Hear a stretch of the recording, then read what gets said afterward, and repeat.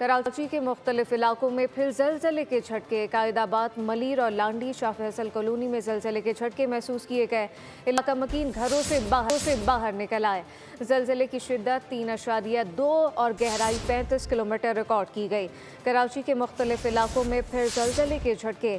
कायदाबाद, मलीर और लांडी शाह फैसल कॉलोनी में जलजले के झटके। इलाका मकीन घरों से बाहर निकल आए। जलजले की शिद्दत 3.2, गहराई 35 किलोमीटर रिकॉर्ड की गई। तफसीलात क्या हैं, खुरम गुलजार से जानते हैं। जी खुरम। जी बिल्कुल, ये 1 जून से और आज 14 जून आज सुबह भी जो है वो जलजले के झटके महसूस किए गए हैं। कायदाबाद, मलीर और लांडी के ये इलाके हैं। 33वां जलजला बताया जा रहा है कि ये रिकॉर्ड हुआ है, जो कि 9:53 पर महसूस किया गया। जलजले की शिद्दत इंतहाई शिद्दत का जलजला इलाका मकीनों की जानिब से बताया जा रहा है, जबकि जलजले की गहराई 35 किलोमीटर रिकॉर्ड की गई, जबकि जलजले की शिद्दत जो स्केल पे 3.2 रिकॉर्ड हुई है। साथ ही जलजले का जो मलीर के शुमाल में 12 किलोमीटर के फासले पर बताया जा रहा है। जलजले के झटके महसूस होते ही इलाका मकीनों की बड़ी तादाद जो है वो घरों से बाहर निकल आई।